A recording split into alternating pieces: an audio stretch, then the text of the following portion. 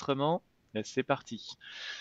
Donc, on est ensemble aujourd'hui pour découvrir les solutions IoT que Iker est capable de vous apporter.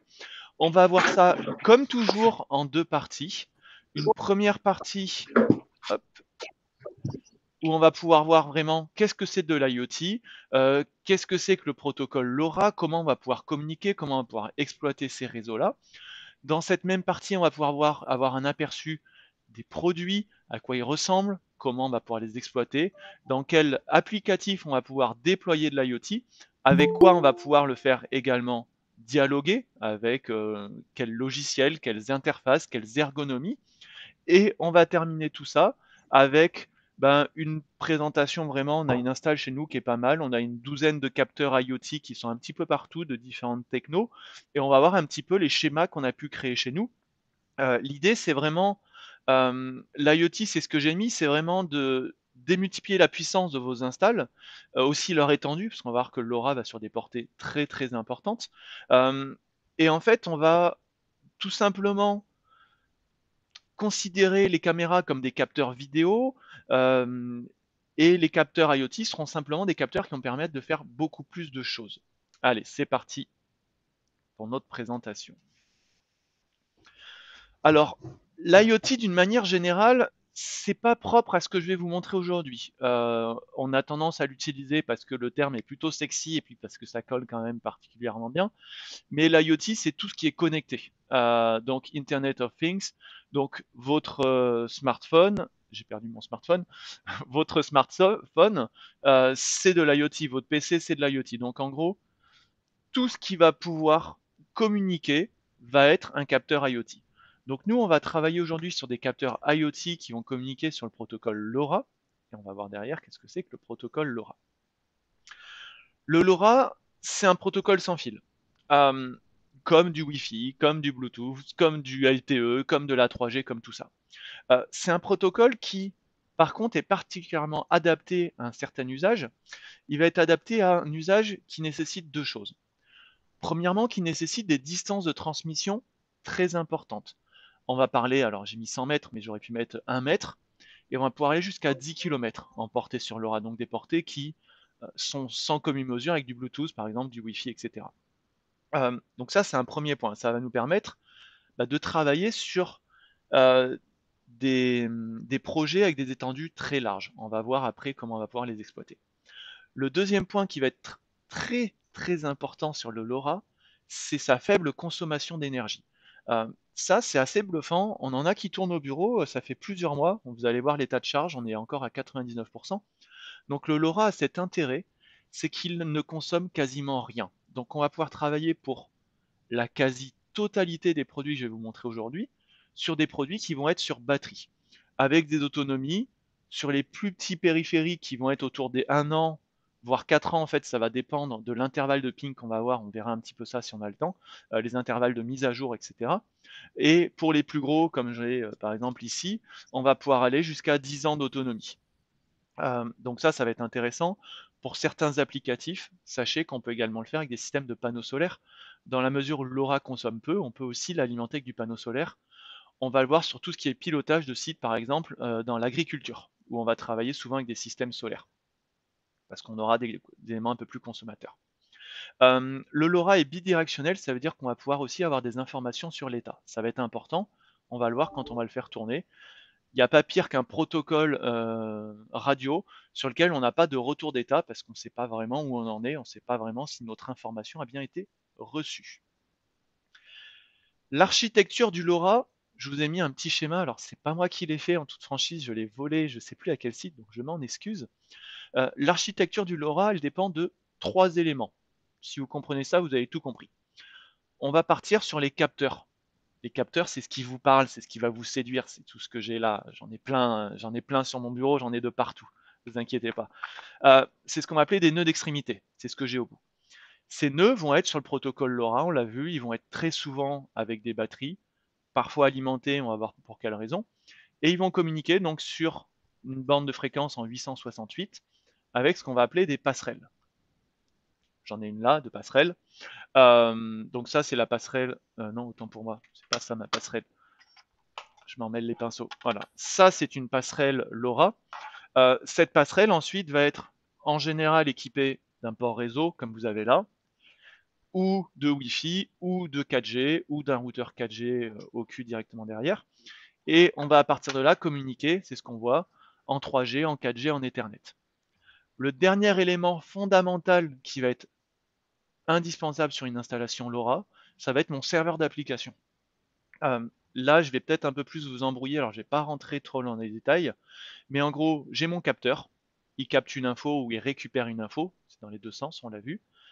Ma ou mes passerelles, on va voir qu'après on a différents types de passerelles, et le serveur d'application, c'est lui qui va récupérer les informations et me permettre de créer des scénarios, de créer du monitoring, parce que mon capteur tout seul ou ma passerelle tout seul n'ont pas forcément d'utilité. On va voir qu'on a aussi différentes typologies de serveurs d'application qui vont être soit des serveurs propriétaires, soit des serveurs déportés. On va voir un petit peu tout ça. Il y a des gens présents avec nous qui sont des spécialistes de la vidéo urbaine. Donc eux vont avoir des fois une sensibilité à ce qu'on appelle les réseaux opérateurs. Aujourd'hui, chez Iker, on travaille quasi exclusivement sur des réseaux propriétaires, mais en théorie, on pourrait travailler sur des réseaux opérateurs. Quelle est la différence? Un réseau propriétaire, c'est un réseau que vous allez créer vous, que vous allez monter. Donc vous allez utiliser vos propres passerelles que vous allez fournir à votre client. En sachant, on va voir qu'on peut faire des systèmes de maillage avec les passerelles. Donc on peut avoir, par exemple, sur le système qu'on a commencé à déployer nous, on peut avoir jusqu'à 4 passerelles esclaves sur une passerelle maître.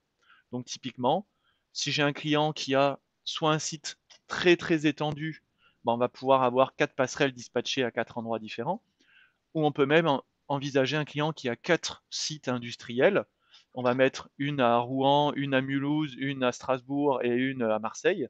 On va pouvoir mettre des passerelles à ces 4 endroits-là et homogénéiser tout ça sur une passerelle maître. Donc ça, c'est un réseau propriétaire, c'est-à-dire que je crée mon réseau LoRa, c'est mon propre réseau que je vais exploiter et que je vais pouvoir utiliser, et ce, gratuitement, à partir du moment où j'ai acheté ma passerelle. Vous avez ensuite ce qu'on appelle des réseaux opérateurs. Il y en a un, le plus connu, qui s'appelle Obgenius de chez Bouygues Telecom. Les réseaux opérateurs, en fait, tout comme la 4G, vous avez des opérateurs qui ont déployé des antennes LoRa partout en France. Mais quand je dis partout, c'est vraiment partout. Et comme vous avez des portées qui sont sacrément importantes, bah au final, il y a forte chance que allez, 95% des personnes qui sont présentes à la presse aujourd'hui aient un réseau LoRaWAN qui est effectif autour d'eux. Ils ne le savent pas parce qu'ils s'en servent jamais, mais ça veut dire que, en théorie, tous les petits capteurs que je vais vous montrer pourraient dialoguer directement avec ce réseau opérateur et je n'aurais pas forcément besoin de venir déployer mes passerelles. Je pourrais utiliser des passerelles existantes. Bien sûr, Bouygues Télécom, en bon samaritain, ne vous fait pas ça gratuitement. À l'inverse, ils vont vous faire payer et vous allez avoir un abonnement donc mensuel pour connecter vos devices, donc vos appareils, vos capteurs, au réseau de Bouygues Télécom par exemple, mais il y en a d'autres aussi, il y a d'autres réseaux qui existent. Donc ça, on va plutôt l'utiliser en général sur des déploiements à très grande échelle ou des déploiements dans des villes, ça peut être envisageable. Là où nous, on va beaucoup travailler, vous allez voir, je vais vous donner pas mal d'idées, on sera plutôt sur du réseau propriétaire, on va créer nous-mêmes notre réseau, sur du bâtimentaire, sur du tertiaire, sur de l'industriel, sur des applicatifs comme ça, mais aussi sur de l'urbain, hein, parce que le bâtimentaire en urbain, ça peut être mon point pour ma passerelle, donc je peux très bien avoir une passerelle au niveau de la mairie, une passerelle au niveau du groupe scolaire, une passerelle au niveau du stade, du centre sportif, etc. et créer mon propre maillage. Voilà. Si vous avez des questions, n'hésitez pas, il y a le chat aussi, hop, ici. Donc si vous voulez poser des questions au fur et à mesure, n'hésitez pas à les poser. Tout à l'heure, je vous ai dit qu'effectivement, donc, on avait des serveurs d'application qui sont différents. Je les ai mis dans 3 catégories. Alors, on pourrait créer plein de catégories parce que c'est quasi no limit ce qu'on peut faire en IoT sur le protocole LoRa. Vous avez, par exemple, nous, dans la solution qu'on va vous proposer, vous aurez un serveur cloud qui sera inclus dans le prix. C'est-à-dire que dans le coût d'acquisition de ma passerelle qui est ici, vous aurez automatiquement accès à un système de cloud que je vais vous montrer juste derrière. Cette passerelle cloud va me servir de serveur d'application, elle va me permettre de monitorer l'état de mes machines, la consommation, mais aussi bien sûr ma température, mon profondimètre, mon humidité, tout ce qui vous fait plaisir. Donc ça va être un premier point. Je peux ensuite, si je le souhaite, ne pas travailler avec un serveur cloud, pour deux raisons. Premièrement, je ne veux pas dialoguer vers l'extérieur, parce que qui dit cloud dit serveurs qui ne sont pas forcément hébergés et maîtrisés par vous, intégrateur. Ou deuxièmement, je veux monter moi-même mon serveur d'application, et à ce moment-là, on pourra le faire avec cet applicatif-là, avec directement ma passerelle, et on va utiliser un système qui s'appelle le Node-RED, que certains d'entre vous connaissent peut-être déjà, et qui va me permettre de créer en fait des passerelles et des interactions. Je vais vous montrer ce qu'on a fait par exemple, nous, entre directement cette passerelle et mon VMS NX Witness. Donc ça va être intéressant de le voir tourner, en sachant qu'on a aussi le cloud qui marche en parallèle. L'un n'exclut pas l'autre. Vous avez ensuite des serveurs tiers qui existent. Donc des sociétés qui se sont spécialisées pour créer des serveurs d'application et ou les héberger. J'en ai mis quelques-uns les plus connus, alors ça parlera pas forcément, vous pourrez creuser après. Le premier va forcément vous parler, c'est Amazon Web Services, donc AWS IoT Core. Donc directement sur les data centers d'Amazon, on est capable de déployer un serveur d'application IoT, ça se fait très facilement en quelques clics. Et à ce moment-là, c'est ce serveur d'IoT qui va récupérer l'information de mes différents capteurs et je vais pouvoir le monitorer à ce niveau-là. En gros, en IoT, c'est vraiment un couteau suisse. Un peu l'IoT, c'est un peu l'équivalent d'NX, on peut faire un peu tout ce qu'on veut. Donc des fois, on s'y perd un peu. Donc, moi, mon conseil, pardon, c'est qu'on vous accompagne parce que nous, on a déjà pas mal bossé sur le sujet. Mais à ce moment-là, si on vous accompagne, ça sera soit sur le serveur cloud qui est inclus, soit sur nos serveurs locaux en Node-RED. Alors, la grande question. Qu'est-ce que je peux faire avec de l'IoT? En gros, tout. Voilà, vous pouvez faire tout et n'importe quoi. Et surtout, vous pouvez faire tout ce que vous ne pouvez pas faire avec des capteurs standards que vous avez eu l'habitude d'exploiter dans votre métier.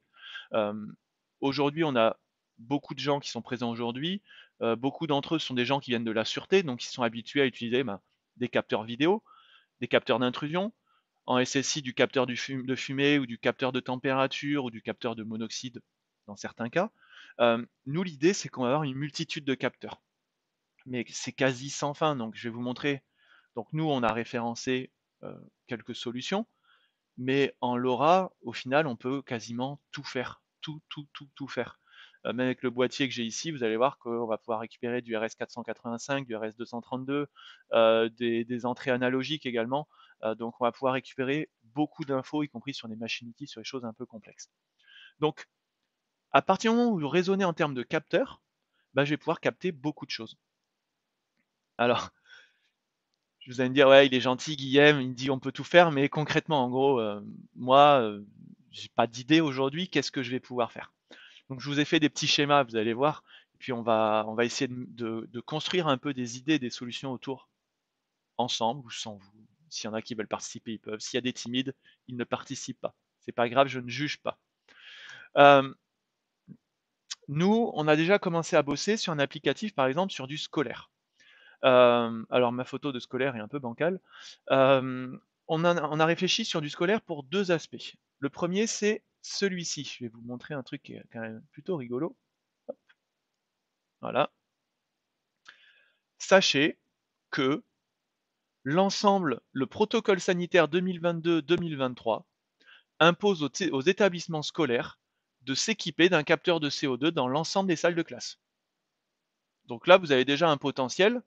On parle d'un potentiel de plusieurs dizaines de milliers de capteurs en France, juste pour la conformité légale. Je ne parle même pas de confort ou de quoi que ce soit. Je parle juste de conformité. Donc c'est ça, vous pouvez regarder, je ne sais plus où c'est écrit. Voilà, blabla, blabla, blabla. Alors c'est pas obligatoire, autant pour moi, mais vous l'avez ici, la mesure de la concentration, nanana, nanana. Voilà. Ici, il est fortement recommandé d'équiper les écoles et établissements scolaires de capteurs mobiles afin de déterminer la fréquence d'aération nécessaire dans chaque local. Donc moi, qu'est-ce que je peux faire concrètement? Je vais déployer par exemple ce capteur. Attendez, je vais peut-être faire un autre truc, vous allez voir, parce que je l'ai pris en photo. Peut-être qu'on le verra encore un peu mieux. j'ai 12 000 fenêtres ouvertes. Celui-ci, voilà.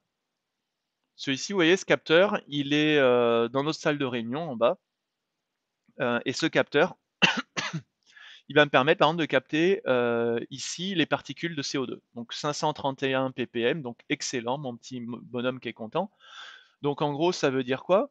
Ça veut dire que je vais pouvoir capter le CO2 dans les différentes salles de classe et avoir un visuel pour savoir si l'air est saturé ou pas, etc. Donc je l'ai aussi sur le tout petit capteur que j'ai entre les mains. On va voir derrière les capteurs, qu'est-ce que c'est, comment ils fonctionnent, qu'est-ce qu'ils consomment, etc. Donc vous voyez que celui-là, il fait la gueule. Là, je suis à plus de 1000. Donc il faudrait que j'aille ventiler un peu les locaux. Et ça marche super bien, on ventile, 10 minutes après, on a les chutes. Vous avez un bar graphe qu'on voit ici, etc. Donc ça, c'est intéressant.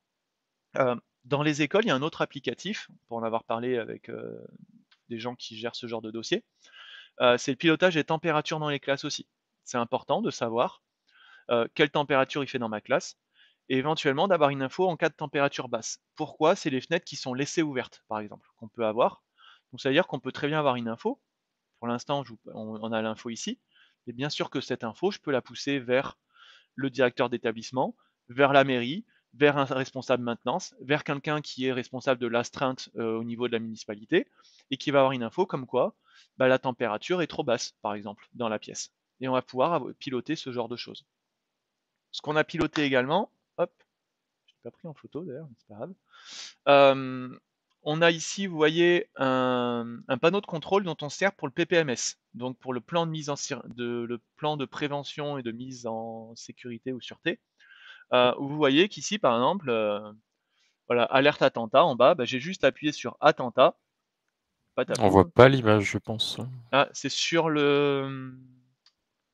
Google Meet, sur ma caméra Google Meet. D'accord, moi j'ai encore le capteur de CO2. Oui, et moi sur ma vidéo. Il y en a qui me voient ou pas?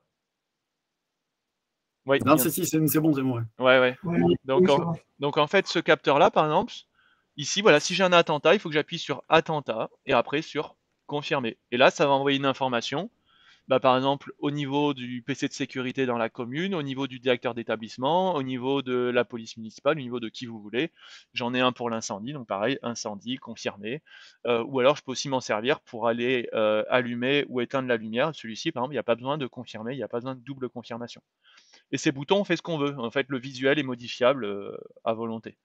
Et les scénarios qui vont derrière aussi, bien sûr. Ensuite, tout ça, on vient mettre par exemple un haut-parleur PoE ou plusieurs haut-parleurs PoE au niveau du groupe scolaire. Et si j'appuie, donc là vous l'entendez pas parce que j'ai fermé la porte, mais chaque fois que j'appuie sur incendie validé, ça envoie un message sonore d'incendie, de prévention au niveau des différents haut-parleurs de l'école. Donc voilà ce qu'on peut faire. Mais on pourrait piloter aussi par exemple l'arrosage, l'hygrométrie, pour est-ce que je dois arroser ou pas les pelouses. On va pouvoir gérer énormément de choses sur du groupe scolaire.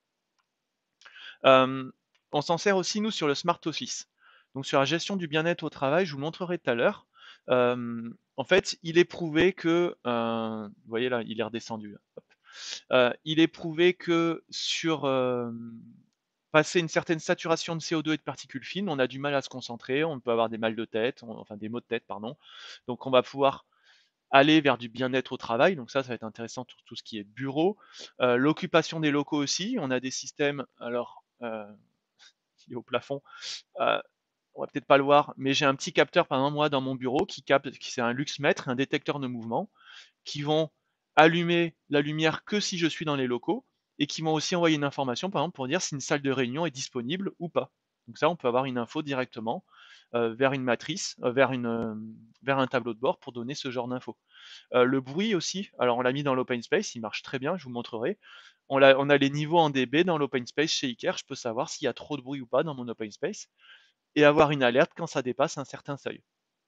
Voilà, pareil, pilotage de l'éclairage, on l'a vu, et de la consommation électrique. Le... Ah, hop.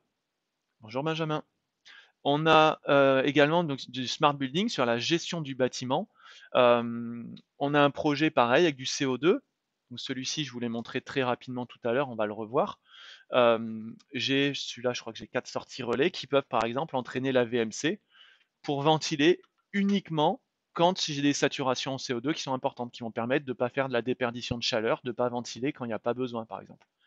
On va pouvoir aussi faire du comptage. Donc ça, j'ai un projet très intéressant sur comment ça s'appelle? Sur un centre commercial, où ils ont besoin dans le centre commercial de piloter les températures, le CO2 dans les différentes zones du centre commercial. Et ils sont également intéressés pour faire du comptage au niveau des sanitaires, pour renvoyer les personnes au niveau du ménage qu'à partir d'un certain nombre de personnes. Ça marche très bien. Ils ont des capteurs d'odeur aussi, parce que l'urine, c'est une molécule particulière, et on peut avoir un capteur d'odeur pour être prévenu quand il y a des odeurs trop importantes dans les sanitaires. Donc ça, c'est des choses. Et tout ça, je vais pouvoir le faire avec du protocole LoRa sur de la longue portée. Donc ça va intéresser pas mal de monde. Le Smart City, on l'a vu tout à l'heure. Alors très rapidement, il y a pas mal de monde ici qui se travaille sur de l'urbain. Alors je vais quand même passer rapidement, mais euh, moi par exemple, j'ai le pilotage de l'arrosage dans les villes qui peut être fait avec du LoRa, donc des sondes d'humidité directement dans le sol. La gestion des déchets, j'ai des profondimètres au niveau des poubelles et surtout des bennes de recyclage pour avoir l'information du taux de remplissage de mes bennes de recyclage et faire passer uniquement quand il y a besoin. Ça, je vous montrerai, j'en ai un là. Hop. Donc ça, c'est un profondimètre, vous verrez, on a les résultats tout à l'heure, hein, dans mon tableau de bord. Alors là, on l'a mis sur aimant néodyne, normalement on le fixe, hein, mais qui va être en mesure de me donner mon taux de remplissage de mes différentes bennes et de piloter ce genre de choses. Euh, on va avoir aussi la gestion des crues qui est intéressante.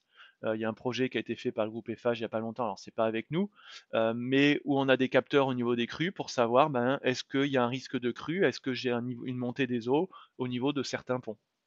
Et donc tout ça en protocole LoRa sur mes passerelles ou sur les passerelles, opérateurs. Alors en agriculture, je connais pas tout le monde, mais on a un projet. Et en fait, il y a des gros débouchés. Alors on ne sait pas trop notre métier sur l'optimisation de l'arrosage et de la ventilation en agriculture.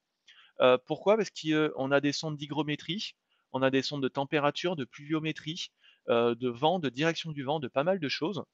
Et on a aussi des électrovannes qui marchent sur du panneau solaire, donc avec la possibilité d'aller ouvrir ou fermer directement avec des électrovannes sans avoir besoin d'alimentation sur place. Donc c'est quelque chose qui est assez intéressant et qui permet sur des grosses exploitations d'avoir des économies très très importantes. Donc pareil, ça peut être des pistes d'avoir ce genre de choses en tête. L'optimisation des process métiers, donc au niveau du bruit, sur des machines-outils, au niveau des températures. Là par exemple, je ne sais pas si on le regardera après, et ça, là, je suis sur un thermomètre qui va de -50 à 500 degrés, par exemple. Vous avez dans l'industrie pas mal de gens qui vont travailler avec des fours, qui ont besoin de piloter les températures. On le fait avec la caméra thermique, mais des fois, c'est pas fiable comme on le voudrait. Ce genre de choses, on a une sonde déportée qui peut aller me calculer les températures jusqu'à 500 degrés. Donc ça, c'est quelque chose qui est plutôt sympathique. Euh, Dans les machines-outils aussi, j'ai discuté avec un client. Alors, j'ai pas moi de protocole LoRa dans mon catalogue, mais lui le fait. Ils ont des protocoles LoRa qui sont capables de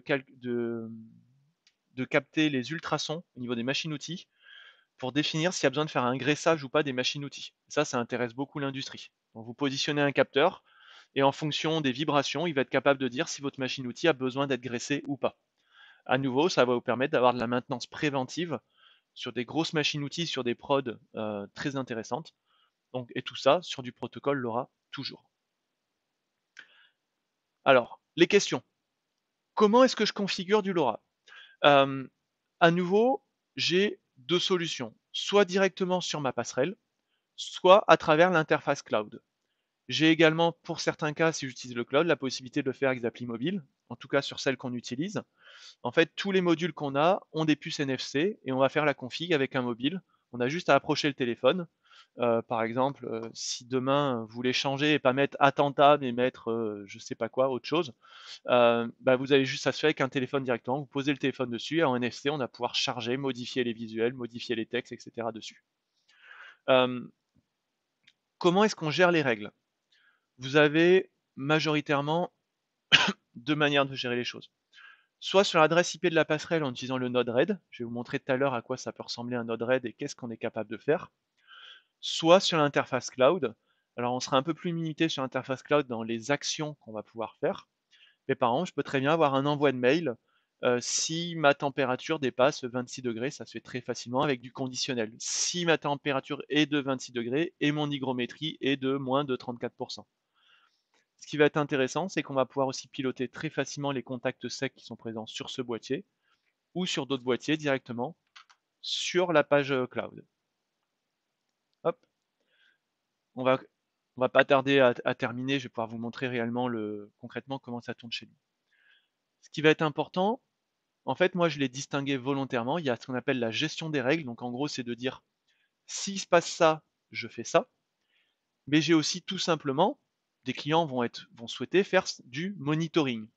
Donc en gros, c'est je veux voir mon install LoRa. Je veux savoir ce qui se passe. Je veux connaître les courbes de température, les CO2, les informations d'ouverture de porte, d'inondation, de ce que vous voulez. Bah ça, on va pouvoir le monitorer à plusieurs endroits. Sur la passerelle, mais ça ne sera pas forcément très pratique. Sur l'interface cloud en admin. Sur l'interface cloud open, je vais vous expliquer ce que c'est. C'est un truc qui est plutôt intelligent, ce qu'ils ont fait. Également sur l'OSD de la caméra, donc ça on a fait du dev chez Iker, on s'est plutôt bien débrouillé. Ça veut dire que directement sur une caméra, sur son OSD, on est capable d'afficher les informations de nos capteurs LoRa. Par exemple la température, j'ai une caméra qui filme une pièce, bah, directement dans l'OSD de la caméra, j'affiche la température dans la pièce. Et on peut aussi envoyer des messages conditionnels, température trop basse, directement en utilisant ce qu'on appelle les API.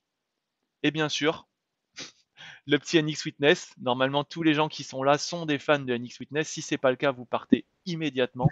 Je ne veux pas de vous ici. Euh, NX Witness va me permettre de récupérer beaucoup d'informations sur le LoRa. Euh, D'une manière générale, nous, on va prévoir un bundle à chaque fois qu'on va travailler avec vous, où il y aura, en 99% des cas, il y aura NX à un moment ou un autre qui sera présent pour créer des interactions, créer des scénarios un peu plus poussés. La passerelle, c'est celle que je vous ai montrée.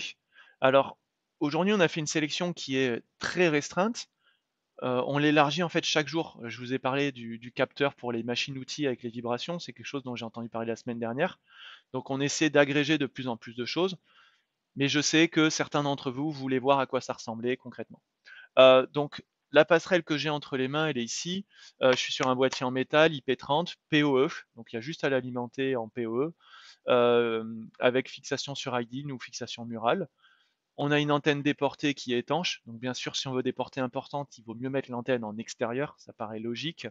Euh, et cette antenne, on peut la remplacer parce que c'est du SMA, donc on peut très bien venir mettre d'autres antennes si vous voulez des antennes beaucoup plus puissantes pour faire des distances beaucoup plus importantes. Et il est compatible avec l'interface Node-RED. Ici, j'ai les capteurs d'ambiance. Donc, c'est ceux que je vous ai montrés en photo tout à l'heure, ceux qui tournent chez nous, là, qu'on a par exemple ici, etc. Euh, on a des capteurs de base CO2, température et humidité. Sur des capteurs un peu plus gros, on est capable de récupérer aussi des informations de particules fines. Vous savez, c'est ce qu'on dit quand on fait de la peinture, il y a des particules fines, c'est pas bon, etc. Mais ça, on est capable de les capter. On a également un luxmètre qui est intégré, qui va me permettre de capter quelle est la luminosité dans la pièce, et un pire. Le luxmètre et le pire vont me permettre de faire quoi?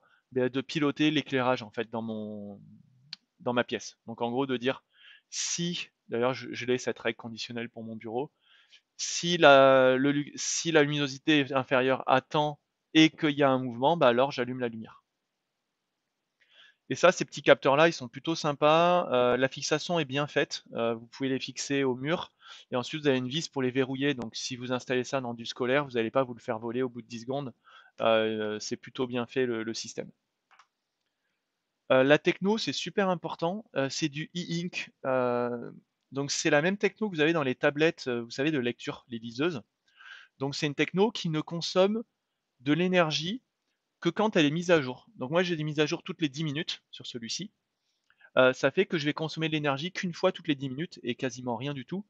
Bah, c'est ce qui me permet d'avoir de l'affichage, du display et d'avoir des autonomies qui vont être poussées, je crois, jusqu'à 4 ans quand on met des mises à jour un peu plus élargies. Donc ça marche vraiment bien. Et ça, on en a, j'en ai chez moi aussi qui tournent, je sais pas si on va pouvoir les voir.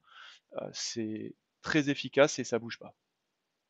Ah bah là, vous voyez, je l'ai un peu trop rapproché de ma bouche.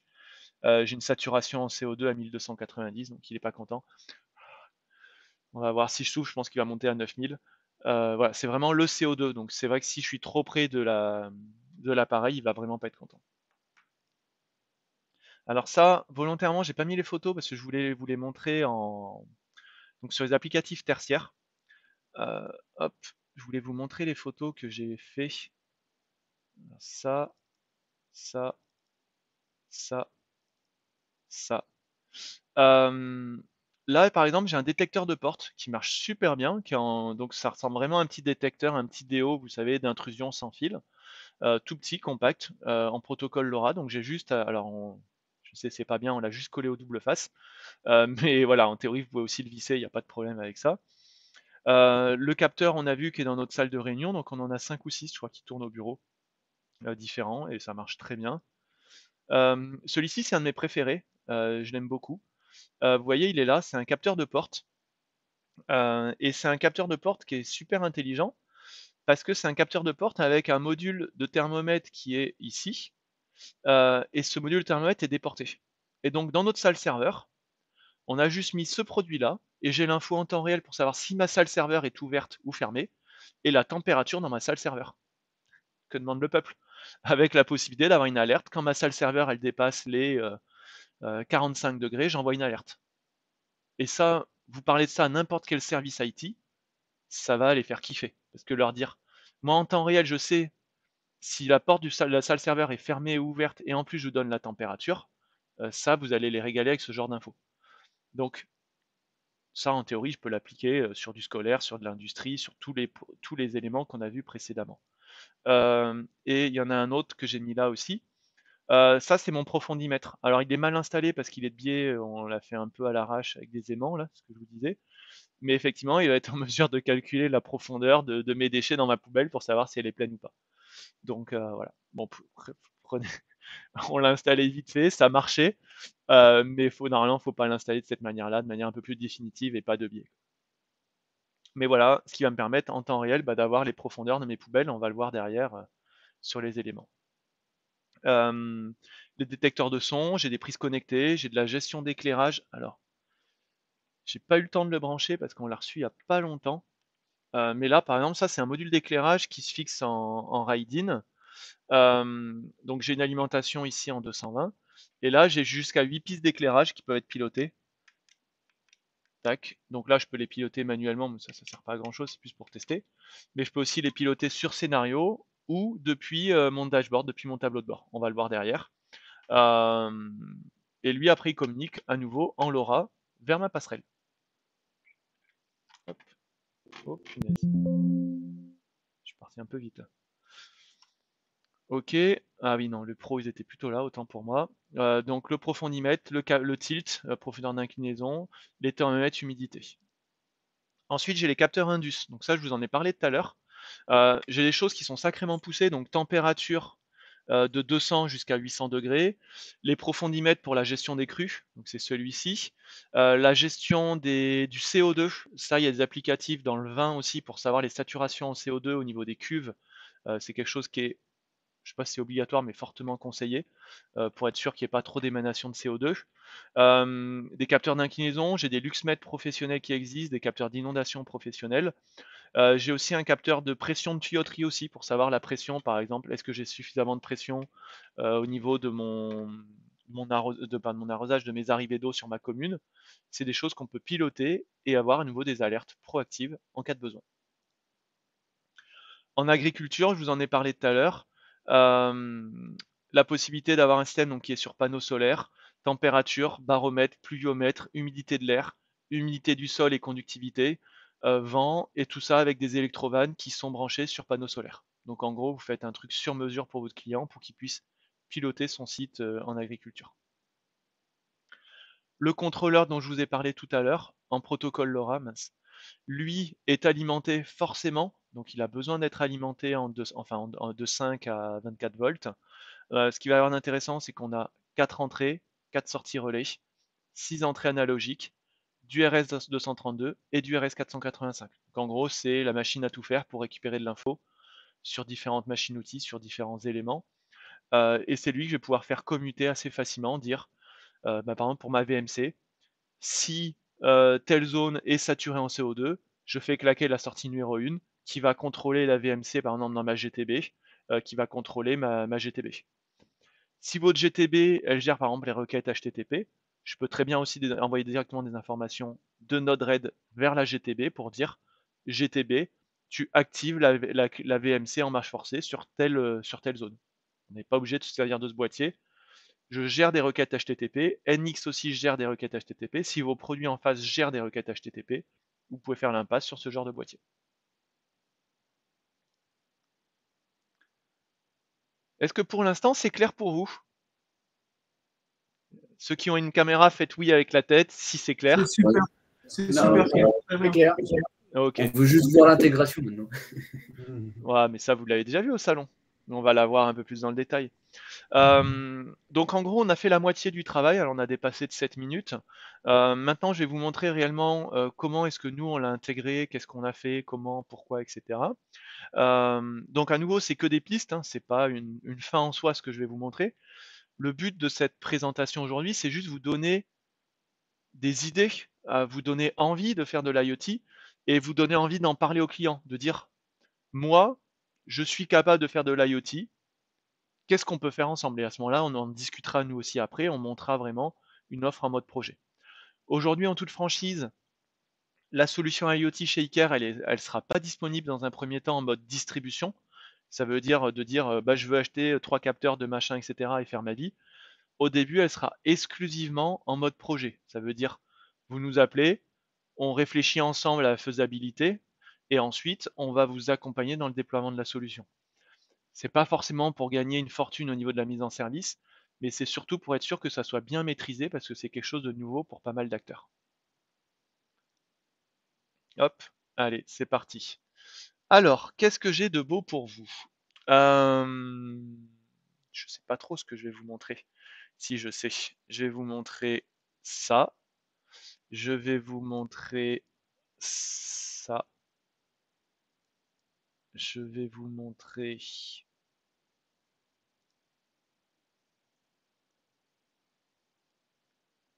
Je vais vous montrer ça. On va tout mettre dans NX, comme ça on va faire de la pub pour NX aussi.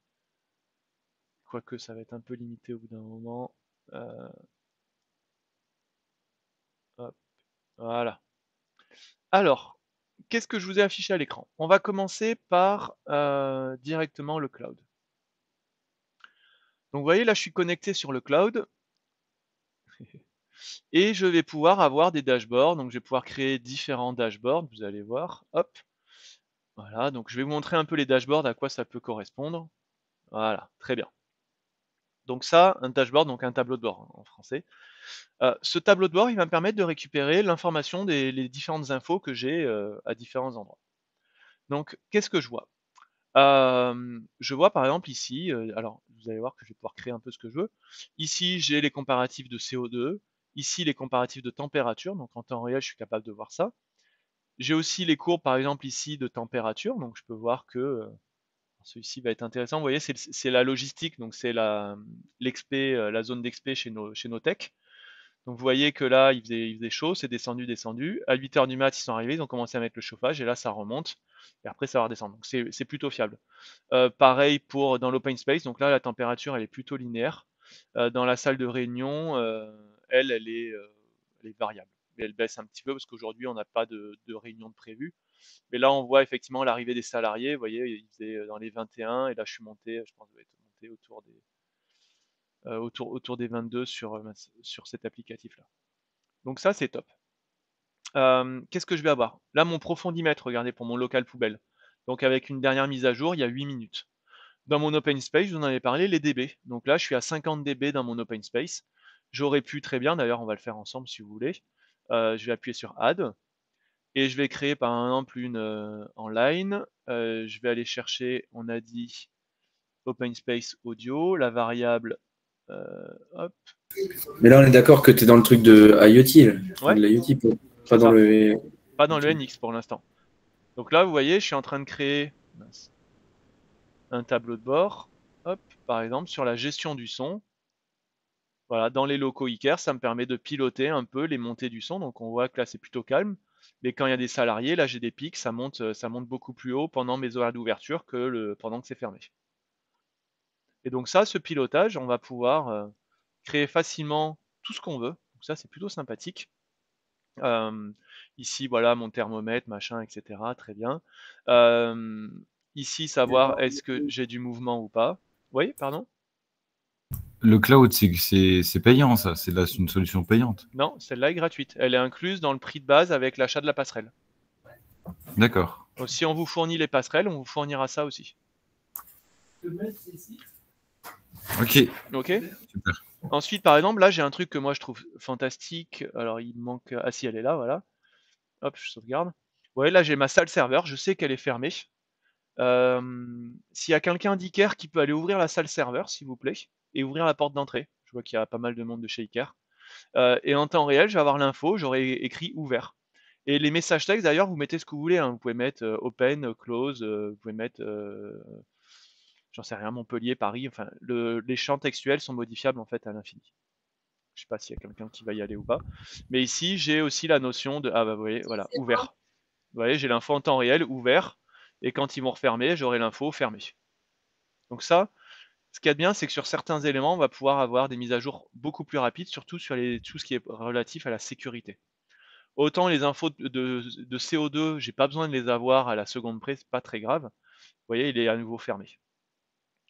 Donc ça, c'est top. Imaginez les salles serveurs de vos clients. Vous mettez juste un seul produit qui va vous détecter l'ouverture et la fermeture et la température dans la salle serveur. Tout simplement. Ici, je vais pouvoir savoir quels sont les périphériques qui sont online ou offline. La consommation, alors là, vous voyez, c'est le module que j'ai là. Alors, je ne l'ai pas branché. C'est pour ça que j'ai une consommation à 0. Mais par exemple, ici, je suis aussi capable de venir activer ou désactiver directement les sorties relais de mes différents périphériques. Là, ils ont fait un truc, pourquoi je vous montre ça? Parce qu'ils ont fait un truc qui est assez bluffant, c'est ça. En fait, ils ont fait un système où, vous voyez, tac, je vous le mets dans le chat, vous allez voir, c'est assez marrant. Vous pouvez cliquer sur le lien et vous aurez accès au dashboard, au tableau de bord que je viens de vous faire, sans même vous connecter, sans même avoir besoin d'un utilisateur d'un mot de passe. Donc c'est un tableau de bord que j'autorise à être dispo online, sans code, sans quoi que ce soit. Donc vous pouvez le garder sur votre poste informatique si ça vous fait plaisir de checker la température chez Iker tous les jours, vous pourrez le faire comme vous le souhaitez. Donc ça c'est top. Et là sur ce tableau de bord j'ai donné l'autorisation de cliquer sur les boutons, mais j'aurais pu l'enlever, etc. Donc je peux en créer plusieurs.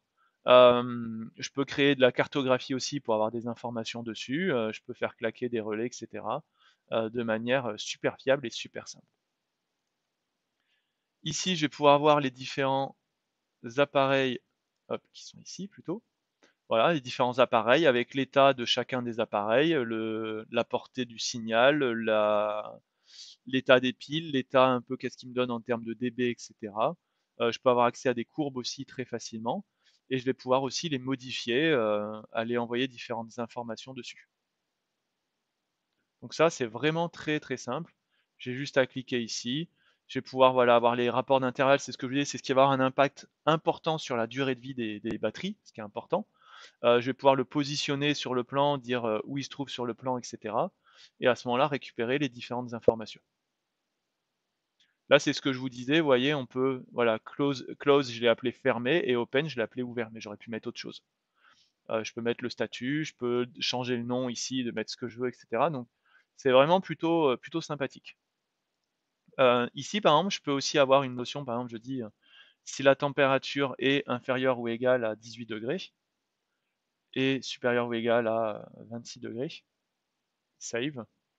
Les alarmes threshold, c'est ce qui va sortir dans ma cartographie que j'ai positionnée ici. Vous voyez qu'ils sont tous verts, mais si mon périphérique avait dépassé ou était allé au-dessus ou en dessous du seuil que j'ai donné, il serait en rouge pour me remonter une info directement sur ma cartographie. Donc ça, c'est plutôt sympathique. La cartographie, c'est un fond de carte dynamique, hein. C'est pas un visuel, donc on fait ce qu'on veut. Et après, effectivement, ce que vous avez vu voir dans le tableau de bord, je peux aussi charger des visuels en PNG ou en JPEG pour venir les injecter sur mes plans intérieurs, par exemple. Donc je pourrais très bien avoir un dashboard intérieur et un dashboard extérieur. là, ça fera plus joli. Et donc, ok, maps, ici, alors là, je vais pas forcément avoir ce que je veux, si.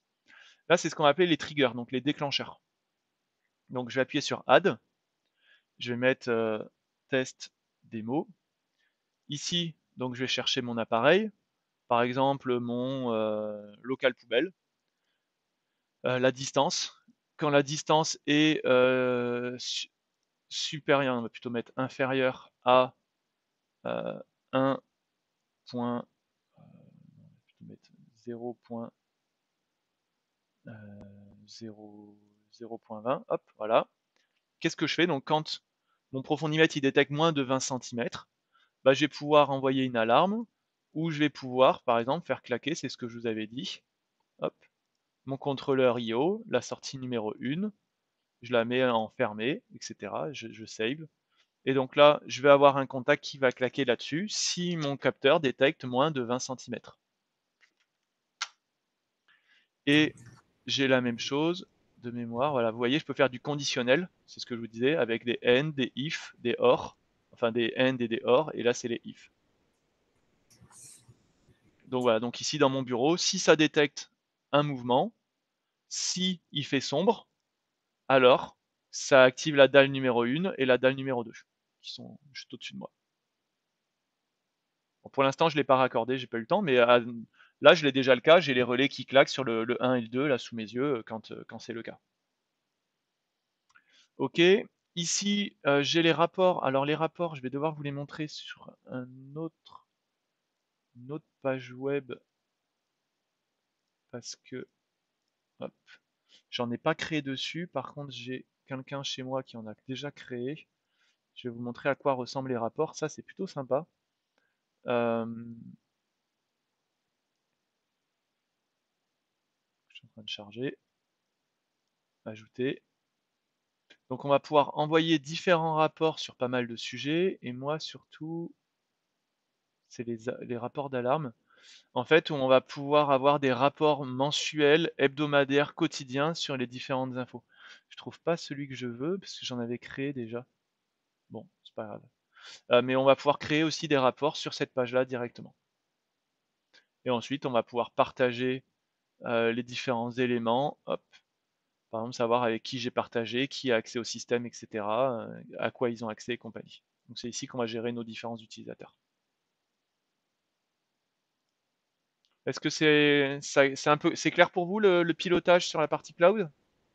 Ouais, super. Ok, alors maintenant on va passer C'est sur, clair, d'accord. on va Juste une passer petite sur un truc. question rapidement. Oui, Charles. Du coup, si je comprends bien, donc c'est une plateforme qui est mise à disposition par le constructeur et qui Oui, est donc fournie avec la passerelle, comme tu avec le la disais tout à passerelle. l'heure. Exactement. Pas avec les capteurs, avec la passerelle. Donc si vous utilisez par exemple des capteurs avec un réseau opérateur Objet News, par exemple de Bouygues, vous n'aurez pas accès à ce système-là.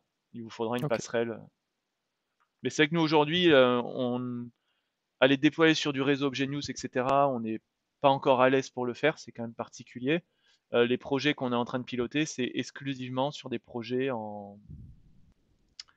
avec de la passerelle propriétaire. Ok. Et donc, vous voyez qu'en fait, les tableaux de bord que j'injecte dans NX, là, directement, facilement et proprement, c'est tout simplement, si je venais voir ici, la page web que je vous ai mis dans le chat. Tout simplement. Et c'est comme ça que je travaillais sur le salon, pour ceux qui sont venus nous voir sur le salon, avec par exemple un dashboard qui est plutôt sympa, et avec tout autour toute une flopée de caméras. Alors, j'en ai peut-être mis un peu beaucoup. Mais on est d'accord que les infos, on peut pas les paramétrer depuis. Bah si, parce que de toute façon, en théorie, comme NX, je suis capable d'avoir... il est où?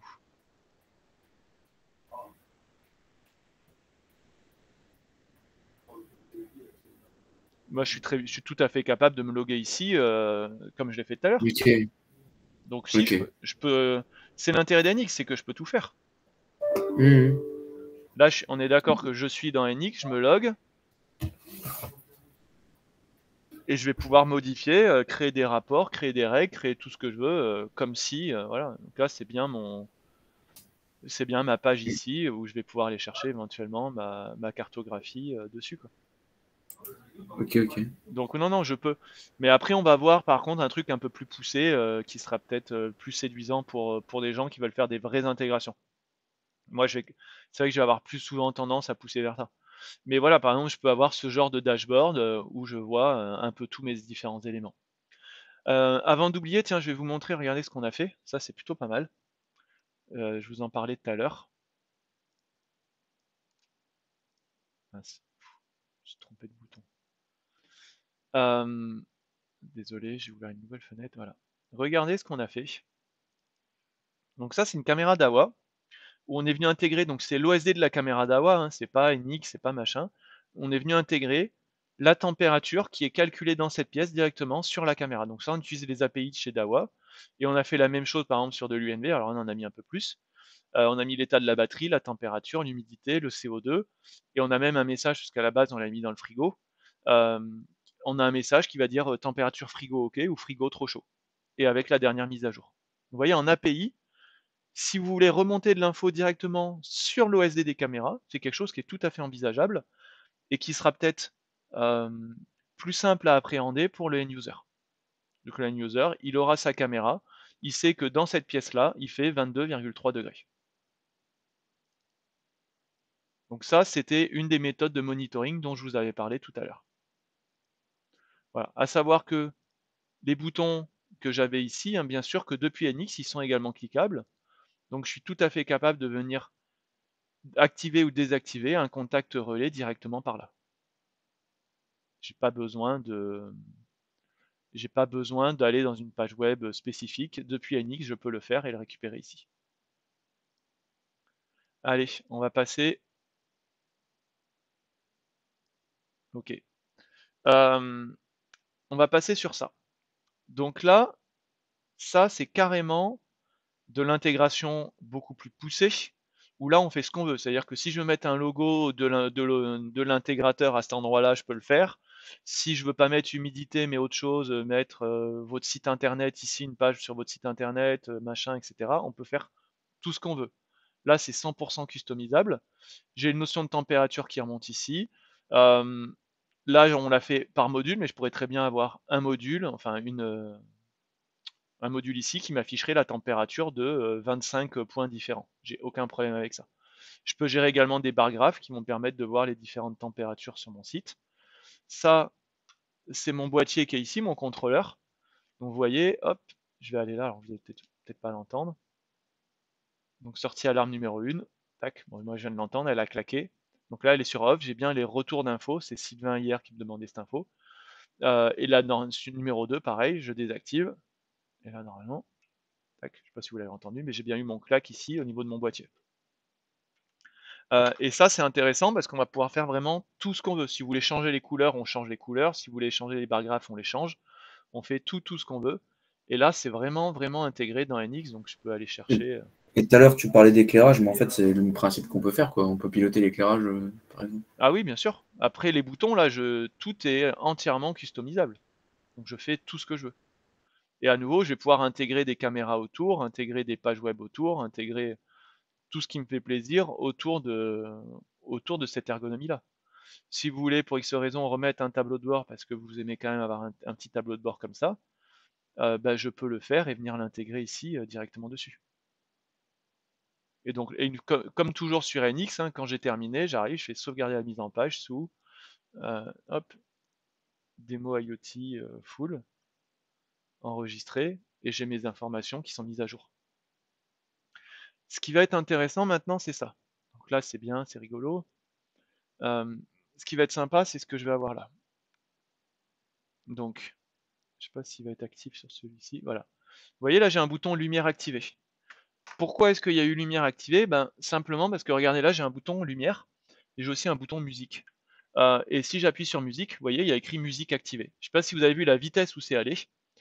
Donc, je suis tout à fait capable dans NX de récupérer des informations. Donc là, pour l'instant, j'en fais rien, mais je pourrais très bien dire quand la musique est activée, j'envoie, alors je crois que c'est déjà le cas d'ailleurs, mais je vais envoyer un message sonore vers mes 20 haut-parleurs qui vont envoyer un message prédéfini. Donc ça, j'ai juste à créer une règle dans NX. C'est très simple et très propre. Il va me permettre de me servir de passerelle en fait entre mon IoT et ma sonorisation, mon IoT et mon intrusion, mon IoT et mon contrôle d'accès, mon IoT en fait et tout ce avec quoi NX est prêt à dialoguer. Donc si j'appuie sur incendie, je sais pas il est valide ou pas celui-là. Je vais récupérer l'info, voilà, très très facilement et très proprement. Et ensuite, bah, vous créez vos règles, vous créez vos signets, vous créez ce que vous voulez. S'il y a une température qui est supérieure à 25 degrés, j'envoie l'info dans NX et NX va prévenir avec une notification push la bonne personne. Vous voyez là, j'ai alerte incendie. Donc moi, j'ai juste à faire une règle après dans NX qui dit si tu reçois alerte incendie, bah, tu fais ça, ça, ça, ça, ça et ça. Et je peux le faire avec mon profondimètre, je peux le faire avec mon thermomètre, avec tout ce que vous voulez, je vais être en mesure de le faire. Voilà à peu près ce que je voulais voir. Pour moi, on est pas mal. Est-ce que vous avez des questions?